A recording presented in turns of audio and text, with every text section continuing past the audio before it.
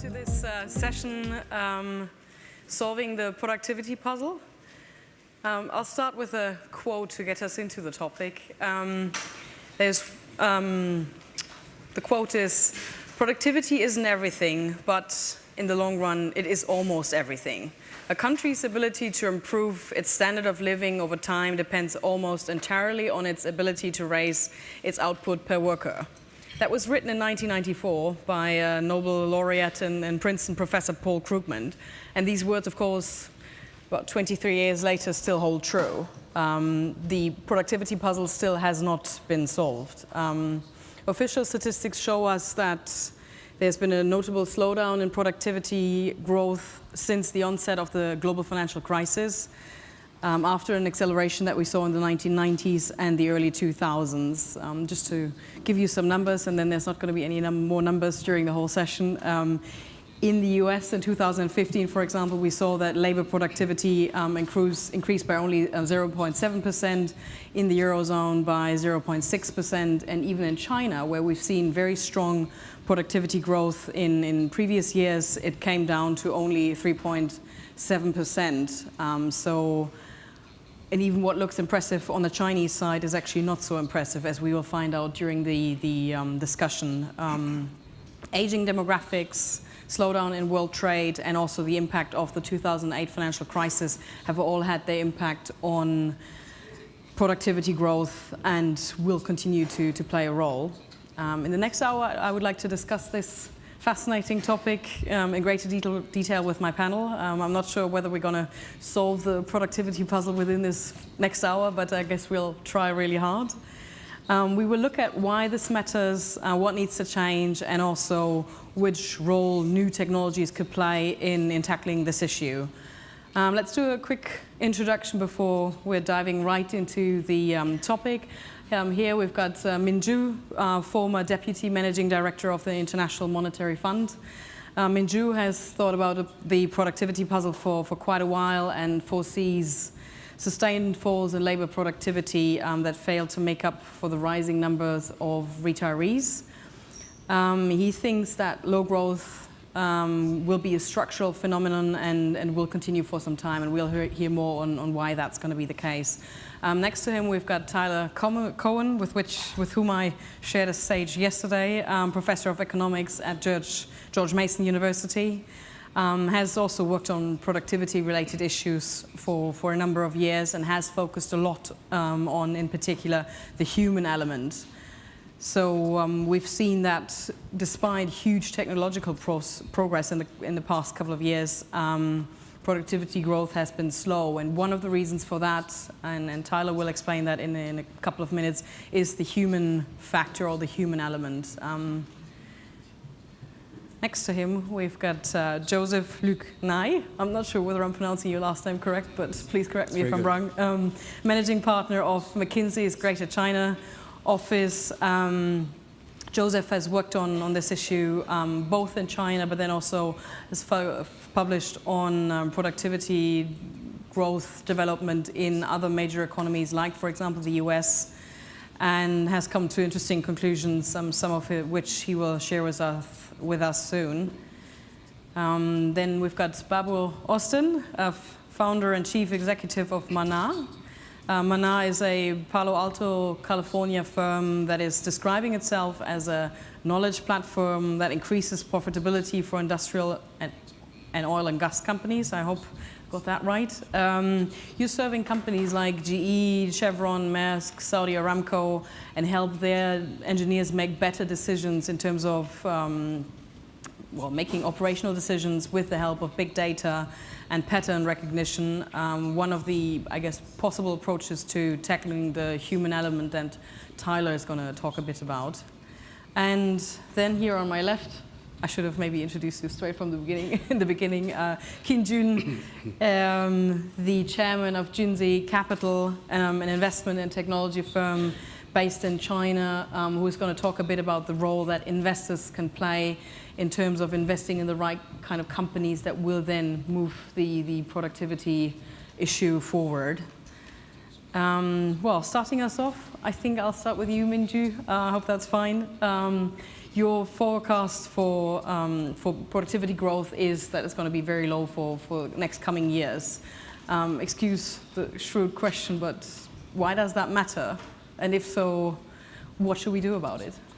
Well, the first issue is, I agree with you, the productivity growth actually dropped quite a bit. I think in 2007, in the emerging market, the growth was roughly 2.8%. In the advanced economy, also almost 1.3%. And nowadays, the emerging market dropped to 1.3, and the advanced economy dropped to 0.3. We talk about TFP, it's much lower than the labor productivity, which is a slightly different concept now.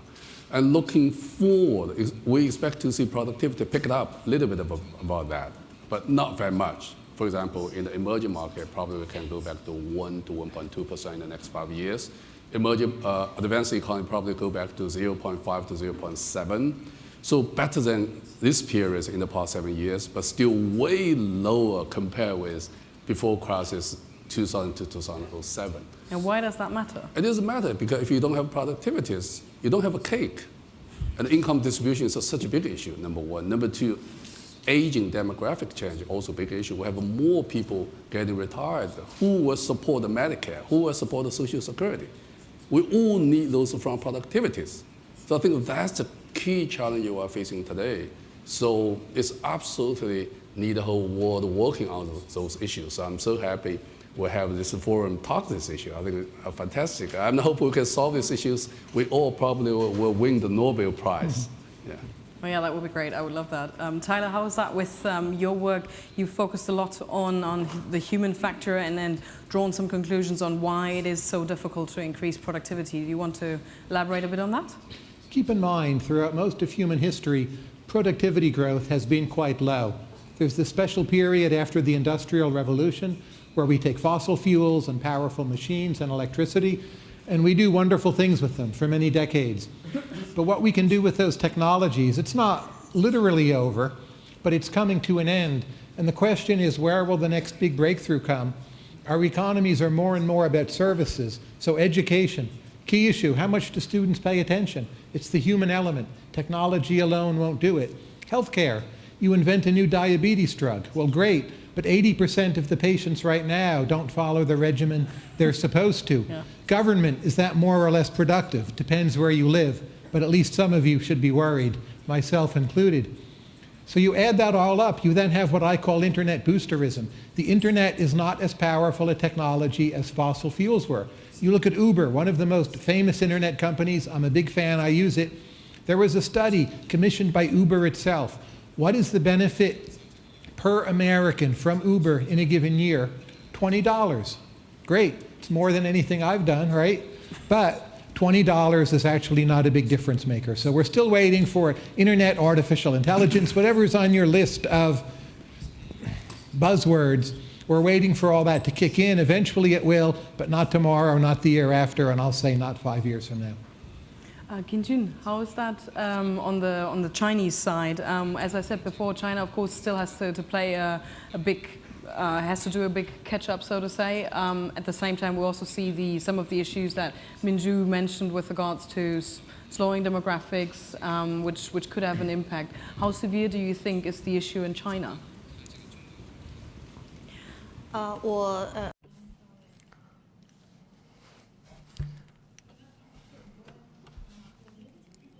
In my opinion, this is a big challenge to us today, and we're looking at the contextual changes to productivity. This is not just the system, the institution, the demographic structure, also the industrial foundation.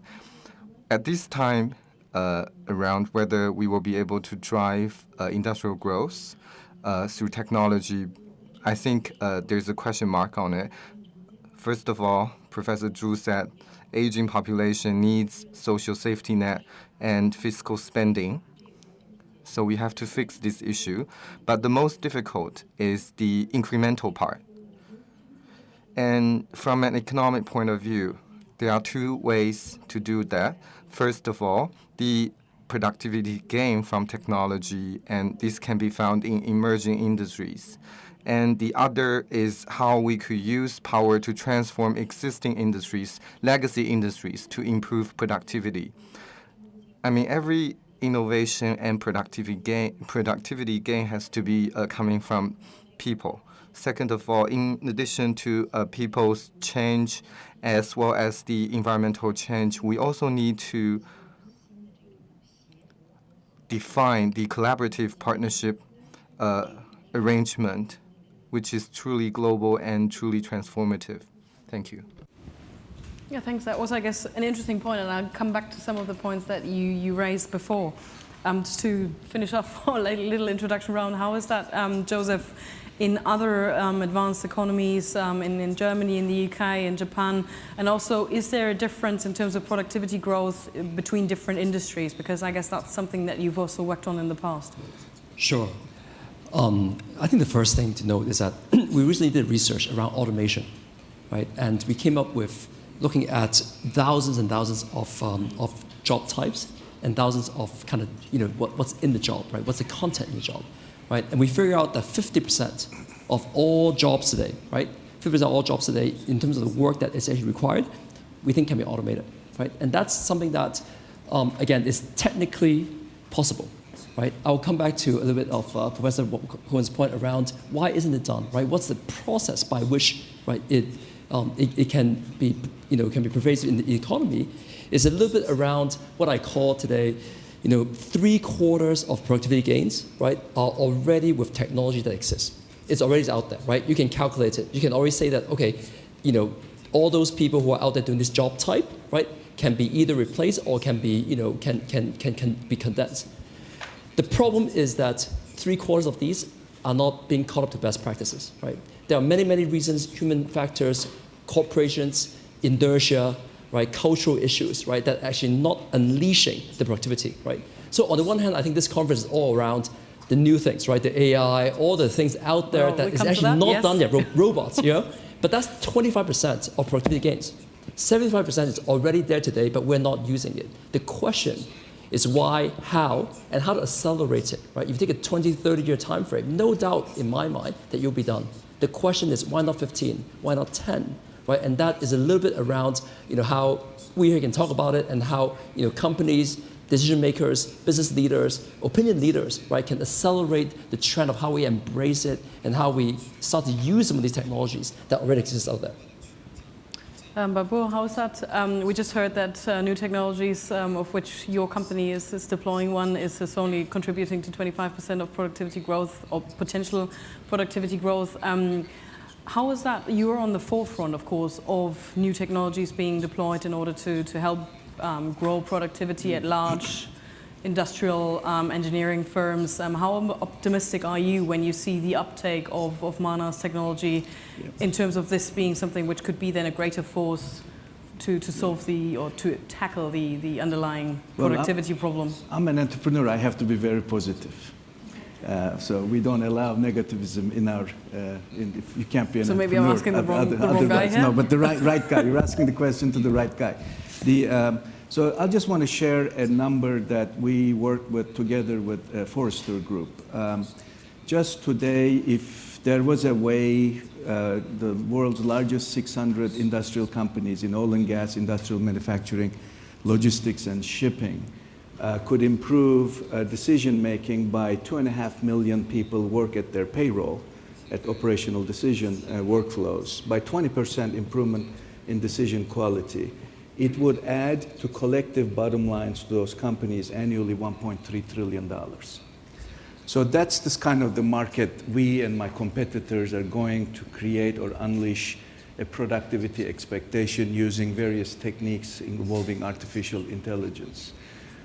So in that space, we see the world one company at a time, naturally. That's the general market definition. And we're seeing more and more very large companies are actually acting on that to be able to find ways to help their people to improve the day-to-day decisions they make. So if you look at from an angle, from our point of view, companies' greatest assets is this finite number of decisions that people make every day. So a decision, a single decision is an asset. can you improve on that asset? Can you optimize that asset that becomes part of the company's productivity gain? So that's sort of our angle coming into the market. Well, that's actually maybe a good opportunity for me to pose a follow-up question to Kim Jin. Is there a company similar to Mana in China that is looking at decision-making at large industrial companies and looking at harvesting data in order to change the way how people make decisions?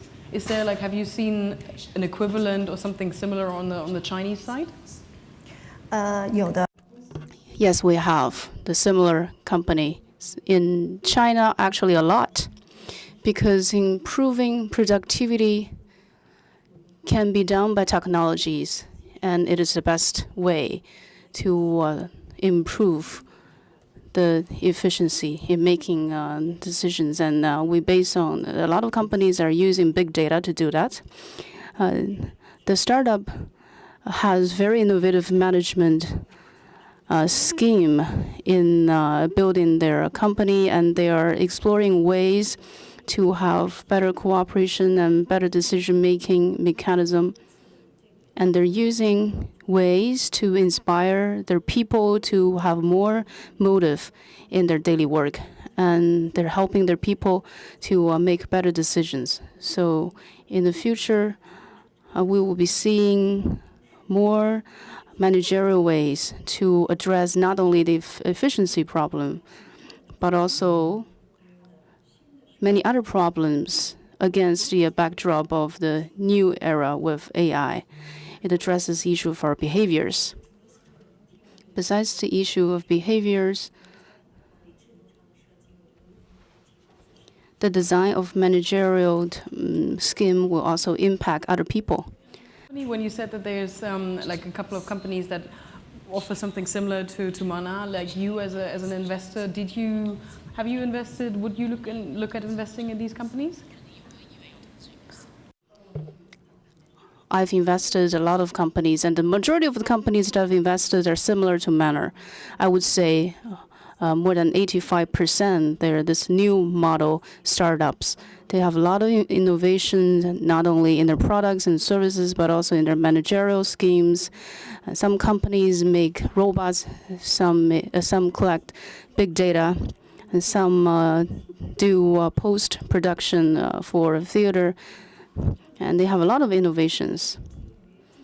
And these innovations are not only based on technology, but they're also changing people's mindset. Everyone is actually conducted by their mindset. Thank you. We can come back to in a little while. You mentioned robots. I just wanted to throw that to the floor, the question of, like, we are, of course, seeing a lot of new technologies these days. We're talking about self-driving and even flying cars. We're talking about AI. I was told that's actually something which has been around for 40 years. So actually maybe AI is not so new, at least the term. We're talking about virtual reality, robotics, algorithms. Could you, like, as my panel, give me an overview, like, what do you think is going to be is there going to be, like, the thing among those that I mentioned which will be the most effective in tackling productivity, lack of productivity growth? Well, the relationship between technology and the productivity is not all clear. At least it's not linear. I will say that. I think there's two types of different technologies. One thing is like Mr. Ordens, he did.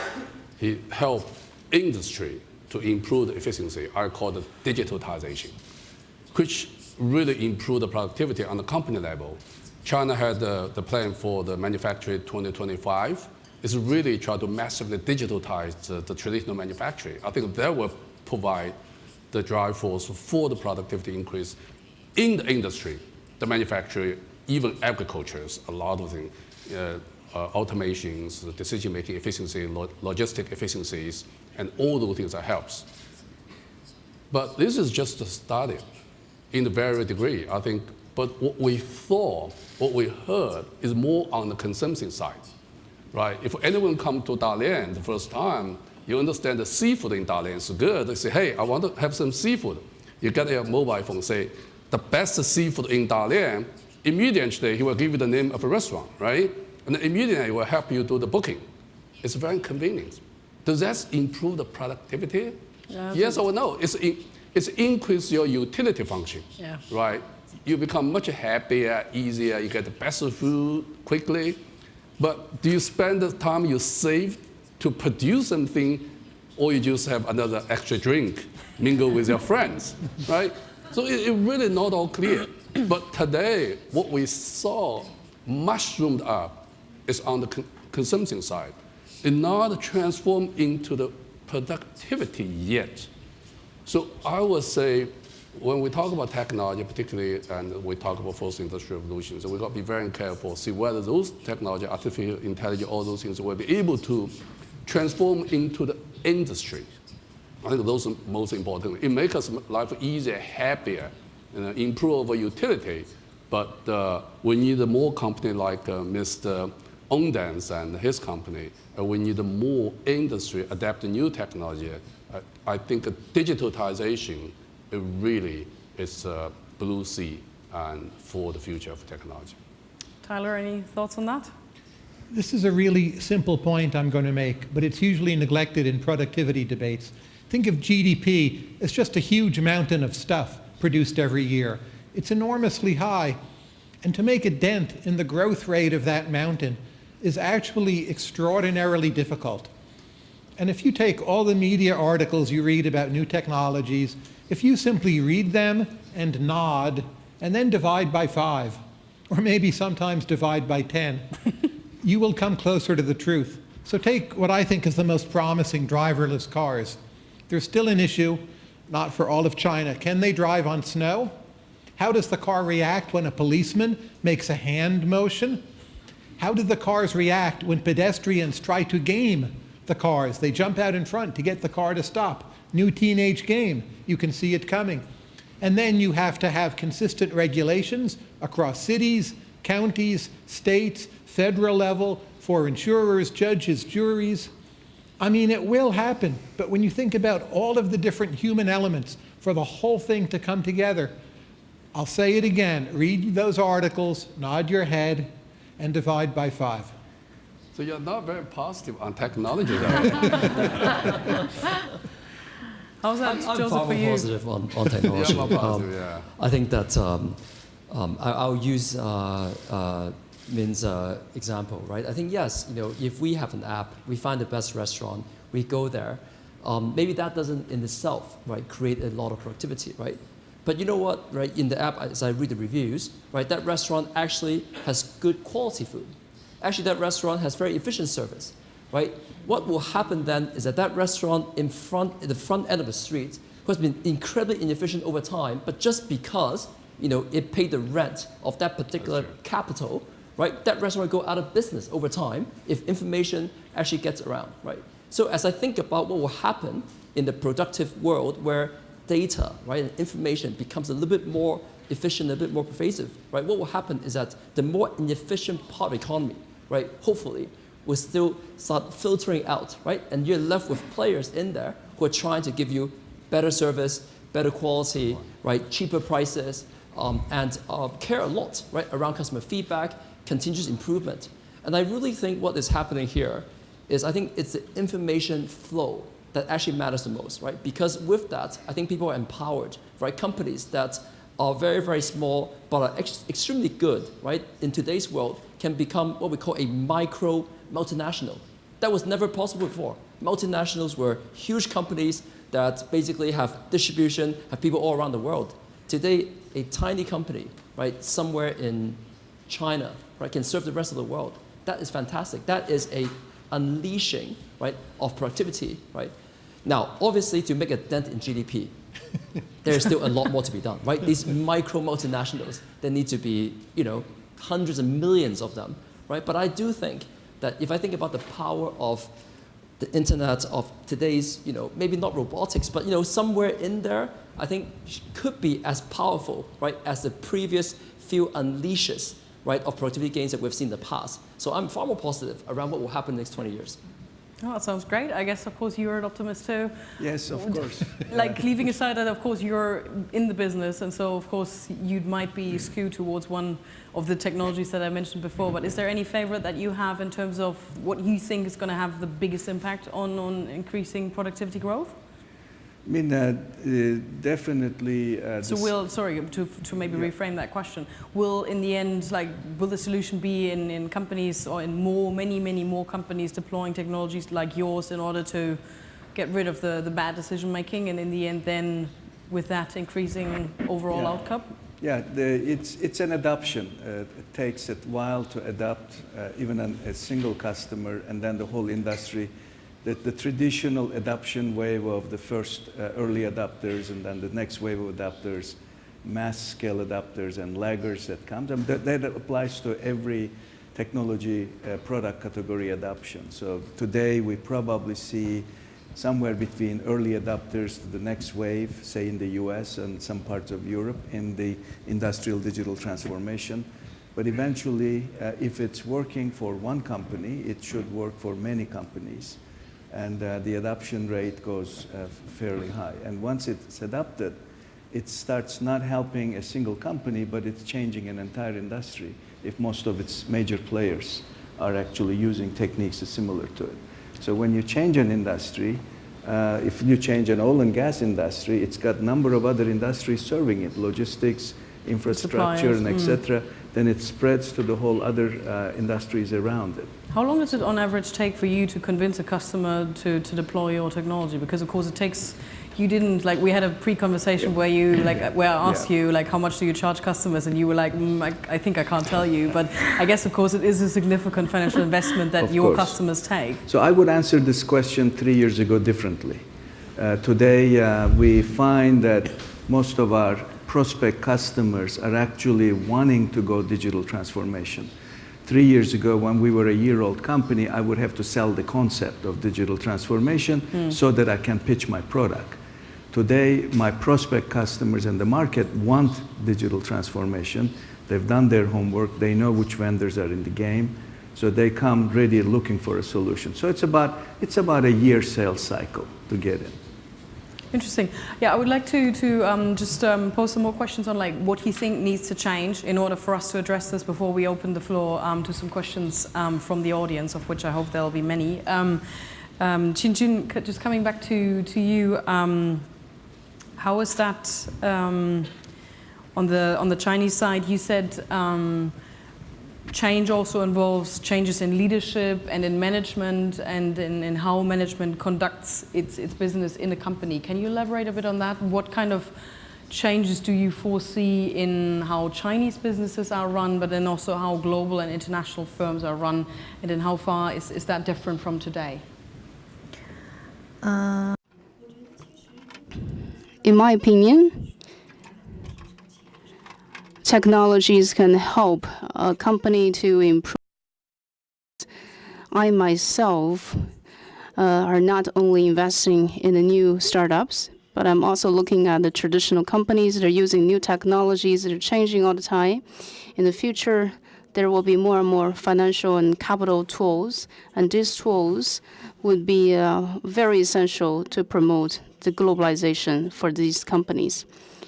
In the past, many companies are self-developing the technologies and to use these technologies to improve their productivities, but now they can use capital to, say, acquire in a timely manner some other companies to help to improve whichever aspect of their company. Now the information is becoming more and more transparent. Globalization for Chinese company is no longer a lingering issue. The Chinese companies are very powerful in acquiring capabilities globally. There are three factors for Chinese companies to go abroad. First of all, they need to understand the role and the rules and regulations of industry. Second, legal issues, because China's legal framework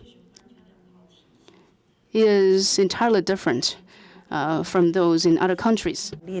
Number three, you need globalized globalized views and globalized talent, international talent, and you could use capital as a lever to participate in global markets. Another trend I would like to mention is when it comes to productivity gain, it has to be linked to globalization, especially in the integration of resources across industries. I'm very bullish on this because I have an incubator in Silicon Valley, which is used to incubate local indigenous companies. 是的， Yes, American companies.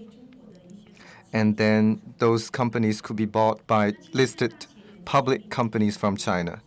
And large companies are also building R&D centers around the world in order to save costs. For example, in East Coast, there are some companies from China working with MIT in establishing engineering labs and R&D labs to help them address the issue of internationalization.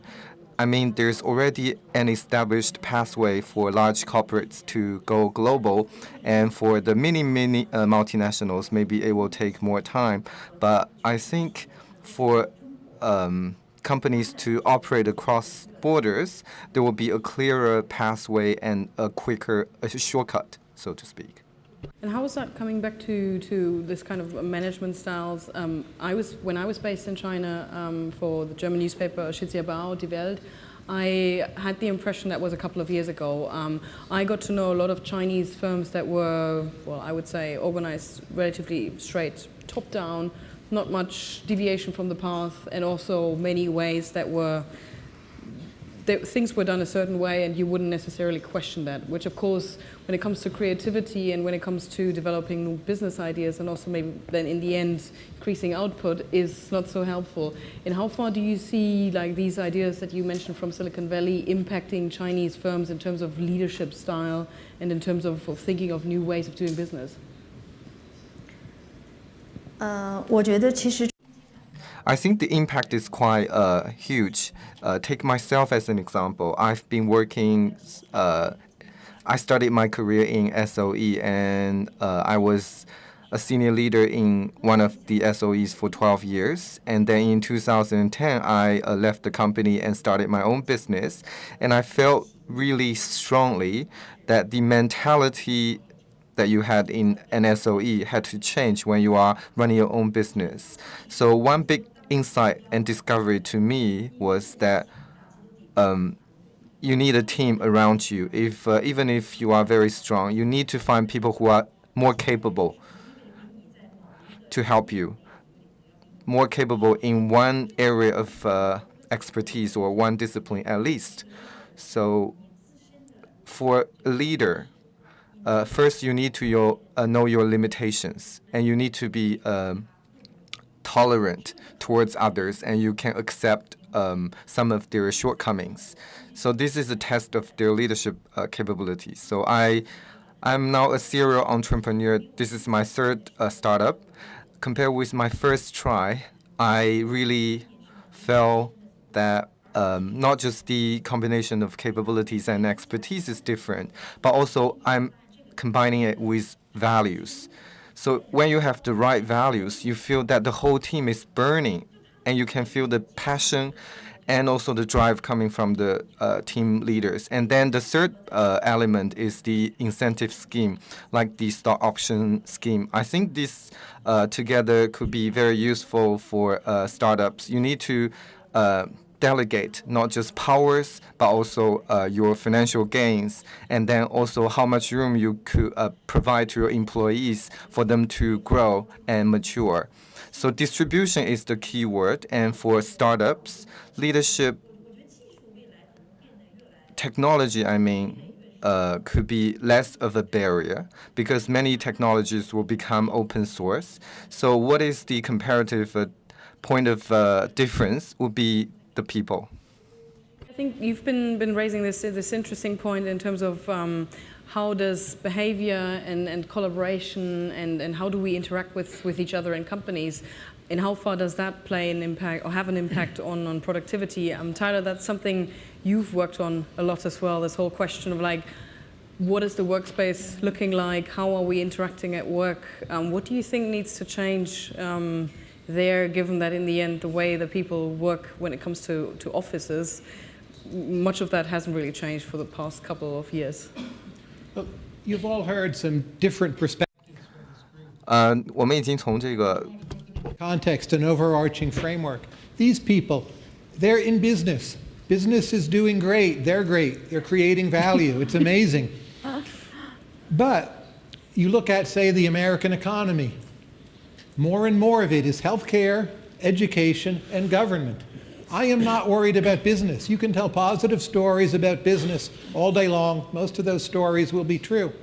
You look at education, my area. We've had the internet now in its mature form well over 20 years. How much has it improved education? Maybe zero, maybe this much. You have the United States spends more on healthcare than any country in the world ever. And we had a new bill, Obamacare. Over the last 10 years, our mortality results have been disappointing. In many counties in the United States, actually people are dying younger. We can't stop them from abusing opioids, for instance. So productivity in healthcare is not doing well. The bad companies, they don't so much go out of business. Concentration ratios for hospitals are rising. Obesity is rising. Diabetes is a bigger problem. Again, government, I don't know how to measure its effectiveness, but I'm not convinced that all of the governments in the world are getting better right now. I think actually a lot of them are getting worse. So that's a big part of the economy. And if you look at that, you're going to be very pessimistic. You look at business, you're going to be optimistic. You add the two together and you get an And that's where we're at. You know, in the office and business, things are fine, but I think getting people to cooperate in healthcare, education, government is the huge problem. Right now, we're still failing. And you also, I guess, mentioned this very important part of the economy, like the service sector, where if you take, for example, a hairdresser, like that's of course a very basic service, but there's of course questions to like how much you can actually upgrade functions like these in order to increase productivity and the amount of heads and hairs cut per day, right? Sure. Any ideas on because of course service productivity is quite an issue, given that also our economy's changed to becoming more service focused. So of course, if productivity in that sector is not so high and we don't have many means to improve it, then of course the problem keeps growing. I think there's some very long run, more than 20 years from now, where everything you read about in the media actually will come true, and it will make education work online or in hybrid forms. Schools that do not conform will disappear. Ultimately, even subsidies will not prop them up. You can Skype India for a diagnosis. A better version of Watson will work, not soon. There is one here. There will be ways of getting what you want in terms of pharmaceuticals at more reasonable prices. Hospitals finally will be forced to compete. All this will happen, but you think about the time frames and you look at past problems, like how long did it take to make electricity really effective, or for cars to really transform? It's like 40 years is what it takes to restructure your institutions for the things in the pipeline. So waiting is actually our best strategy. I know I sound gloomy. I'm not a pessimist. I think a lot of wonderful things are in the pipeline. People just have badly unrealistic expectations about how long a lot of it will take. Well, maybe that's, sorry. If I may add, actually, the link between the professor and the business person is a structural reform issue. And usually, when you have a very viable micro, on the private sector, you should have a good macro situations, right? But obviously, when we pick the successful business person, it's a self-selection process. We don't see the not successful business person behind, right? So let's go back to professor's conclusion, macroly is not very good. So that's clearly a structure issue. International experience says, if you have a lower and a continuous slowing productivities, you have a structure issues. So that means economically, professor, you say, we're not in the production frontier, right? That's the whole thing. So what do? You introduce more market force, open it up, and more educations, and more policy encouraging innovations, and the fiscal policies to more support the growth-oriented SMEs. So all those things will form the structural form, or bring those micro issues to the macro level. So I think that's important. You disagree? No, Maybe that's actually the good point to bring you in. I think that if we're here to talk about healthcare, education, government, we won't solve anything. I think, which is the first point. The first point is where the allocation of capital, right? The allocation of resources, right? In the state-owned capital, for example, even in China today, when you look at all the productive and highly innovative companies we see out there, none of them are actually state-owned, okay? And so when you actually think about it, right, the sectors you imagine, right, a tenured professor, right, is the most inefficient structure in the entire world. You can't be fired, right? How is that efficient? So when you think about all these structures, right, of course, if we pick the ones, right, that are, by definition, right, a little bit more, I would say state-owned, less efficient by design. There are other values behind it, right? I think that's actually one of the things that we can change, but it's painful, right? There are two more things. One, I think that we've got to overcome the fear of transition, right? One of the major problems of productivity, right? Why are companies not taking advantage of the 75% of improvement they can right now? Is because the displacement of people's job, okay? If there's a fear around, well, if that's going to bring less jobs, let's not do it, right? If that's going to make transitions of people who are not ready for it, it feels very painful, okay? I think most companies are not able to overcome the fear of that transition. We're not thinking about the displaced workers. We're not thinking about the people of the technology might actually fall on the side of not benefiting from it, right? This whole inequality, right, I think is a big detriment, right, towards how we can actually become more productive quicker, right? And the third one is where I think it's around leadership, right? I think you mentioned it quite a few times. Yeah. I think in companies today, there's a divide between the ones that actually get it, are moving very, very fast, and the ones, even the private sector, that are actually not moving, right, and are really lagging behind, right? And maybe the capital markets will take care of it, maybe not, right? But that's also another part of it, where I think the leaders who actually are getting it, to understand it, and can lead the change, right? I think that's scarce right now. Technology is there, the opportunity is there, but there isn't enough leadership. How's that, Babu, with those companies that deploy your technology? Like, maybe you hear from them internally how it goes in terms of employees that are using the technology versus those that are not, and how far is there like a gap or a hurdle that what we have see, to jump? Yeah, what we see two things. One is that, and I'm not aware, if it's there, I'm not aware that I don't think anyone is afraid laying off people when people needs to be laid off. The employees are not afraid, or the executives are not afraid? Management. So the thing that they're looking at it is that can I use certain things in my world technology to continuously reflect productivity to my financials? Because particularly the world's largest companies, at least publicly traded companies, have enjoyed the productivity gains throughout the 90s and early 2000s, which they kind of addicted to it, so they want to keep reflecting it into their financials. And there's the second, reasonably, increasingly in the industrial world, is the Kodak syndrome. They don't want to be the next Kodak. So they're looking around to see, because if you take today, like Alibaba or Amazon, disrupting significant logistic structures. So there are fears, and boardroom level fears and preparations, is there something out there not coming from my classical rivals, but in outside dynamics is coming my way. And if I don't do something, I won't be around for another decade. So those are the kind of two dynamics we see. But of course, that's also more looking at the executive level rather than the average employee level. That could be the one that is finding huge changes to what is expected, and also finding that maybe they don't have the qualifications to deal with your platform. And as he mentioned, the digital transformation in the industrial world starts at the boardroom level. It starts with the CEO, the board, and they devote hundreds of millions, if not billions of dollars to this transformation. And it's a multi-year journey. It requires that devotion, and its two primary drivers is to financial results, remain competitive, and remain relevant, and be in the business in the next decade or two. I have many more questions, but I would like to, you want to add something? Go ahead.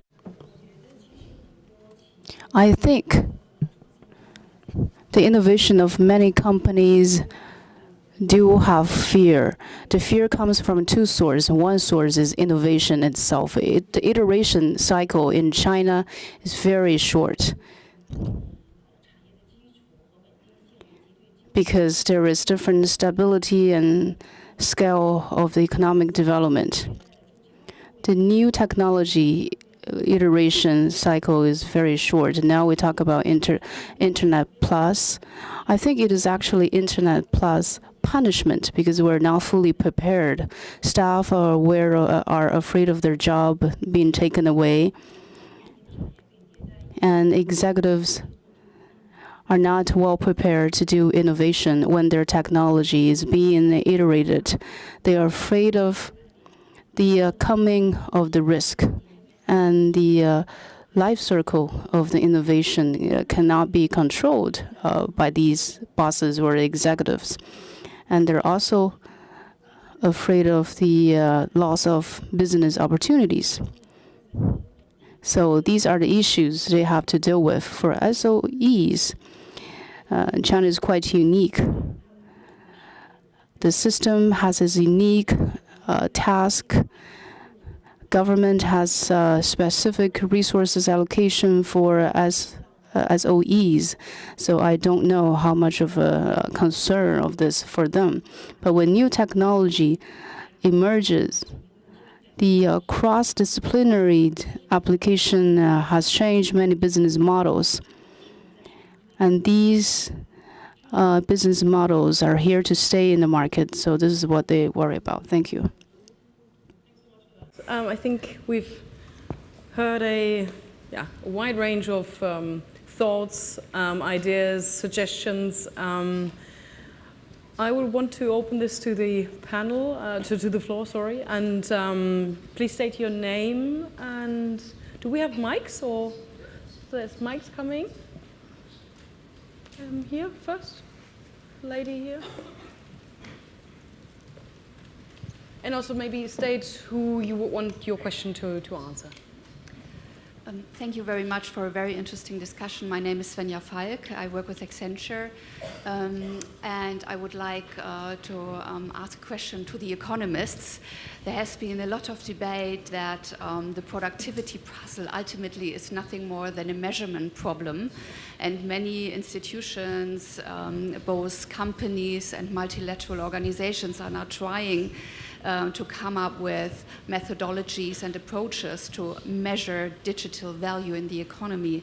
I would be very interested in how you assess those attempts and whether you feel that this will help us to solve the puzzle. Thank you. Well, that's, let me start. You are real economists, so I will start so they probably can. Indeed, the measurements is a big issue, obviously, particularly when the whole world moving to the service sector. The whole world become lighter now, because from the advanced economy to emerging market, the service sector really picked up. And if you're looking for the US in the past 8 years since the financial crisis, most of the job created is in the service sector. Yeah, hospitalities and all those things. But we don't have a good measure on the service productivities. I think that's the key areas. We really need to focus on those issues, see whether we'll be able to do that. And I think that's the first issues. The second issue is productivity is very much associated with investments, with the human capitals. And we observe in the past 8 years, investments really slowed down because demographic issues. The labor supply also slowed down. So that comes to the fundamental issues whether productivity is a pure independence or is an equation of the capital and the labor. So we need to focus on those issues, understand the linkage between the productivity and the labor force, and also capital growth and the quality of the capital and the labor force. I think that's the second area we need working on it. But we can use this measurements issue to be an excuse, say, because the measurement issue, maybe productivity is not so low. But the real life is the growth is so low, right? Regardless, we say that. And within the growth, the investments growth and the labor supply growth even lower. So we give even big share to the productivity growth. So in that sense, we should not overestimate the importance of productivity in terms of growth. Charlie, do you want to chime in? The biggest measurement problem is simply a lot of the service sector. There's inefficient third-party or government payment, and we value that at expenditure. So probably we measure that we're doing better than we actually are. The real problem's actually worse. Some people have this view there's a mysterious gain to the internet not being picked up in GDP. There are now numerous studies. It doesn't seem to be that large. Most of the internet is monetized one way or another. You buy things on Amazon, it's in GDP. You want access to the internet, you buy a smartphone, that's in GDP. The quality of leisure time has gone up. That's not properly measured in GDP. But overall, I think the problem is worse than it looks in the numbers, somewhat. Could we get the mic here? Hello, thank you. Hossein Kasai, I'm the CEO of a software company. So my question is also to the economists, and it's around living standards. Because the panel discussion in summary, in some parts, is around how emerging technologies can help not just productivity, but living standards. And of the tech examples, we mentioned the ones that increase utility for a consumer, like the app ordering food and so on, as well as knowledge-based sharing information that can augment labor and create productivity. But is there not a whole category of things such as machinery that automates labor and increase the returns to capital and therefore relatively decrease the returns to, or reduce the relative returns to labor? And as a result, the living standards for the average worker would go down as productivity goes up. So the question is, with regard to how emerging technologies can help increase productivity, is it perfectly aligned, and should we equate that to increasing living standards, or are these two at times in conflict? Yeah, it's a very good, very good question. And, but that's moving to the distribution issues. The increasing part of the productivity belong to whom? Belong to laborers, belong to capitals, belong to patents. Now in those days, more and more belong to patents, right? There's also a big argument of whether we should have a legal framework to protect those patents. The global trends in the past 20 years, regardless of advanced economy, emerging market, labor wage share in GDP continuously on downside, which is a serious issue. In the advanced economy, in the past 30 years, dropped roughly 10 percentage points. And in the emerging market, dropped 6 percentage points. So that means labor share is getting less and less of a productivity gainings. So I think that's a very important perspective. We need to rethink about redistribution of policy and the fiscal policy. We need to clearly define, because productivity today is more associated with technology, we think about labor contribution, capital contribution, and patent technology contributions, and distribute those assets among those owners in a fair way. Joseph, you were nodding. No, I absolutely agree. I think that's why I was saying before that part of what has not been discussed in this productivity is what happens to society, right? And I think that's also where I totally agree. I think that the disappointment in the last 20 years, right, is that the gains of progress, right, has not been shared, right? And I think that's also where if you continue with his company, if you continue with her investments, right, you're going to see the gains even more disproportionately going towards the companies that are moving well ahead and to some sectors that are behind. And for workers, right, for the people who actually can operate these AI and these machines and the robots and the ones who are being displaced, right? I think that's where maybe we are in a world where that's inevitable, right? Maybe we'll continue to think about how to redistribute through government policy, taxes, and so on and so forth. But back to your first question, right? In the last 50 years, basically we had population or working population gains being half of the total GDP growth, and the other half of GDP growth being from productivity, right? Over the next 50 years, there'll be no more working population growth, okay? So we sit there and look at this pie and say, well, if we grow it, it's not gonna be fair to those people, but not growing it is not an option, right? And that's where I think it's a very difficult task, but I think that, it's the reality that we're facing. We can't hold back on robots or AI, but the return to land is way too high, and that we can fix. Mm-hmm. We've got time for one last question. Maybe there in the back.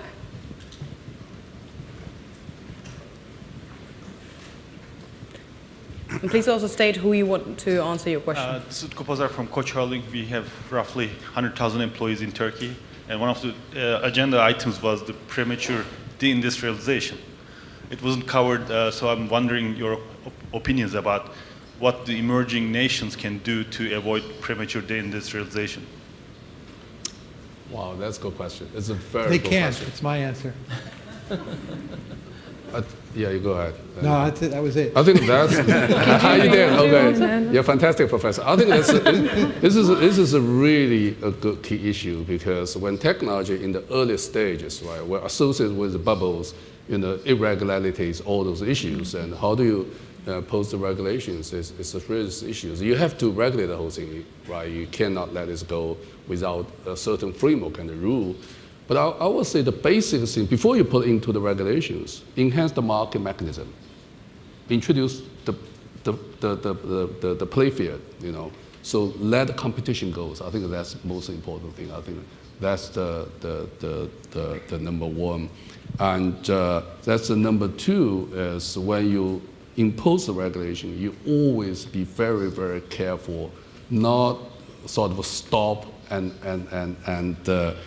sort of put the layer to slow down the process, rather than put a safety cushion to guide the whole industry, because we really don't know where's the futures.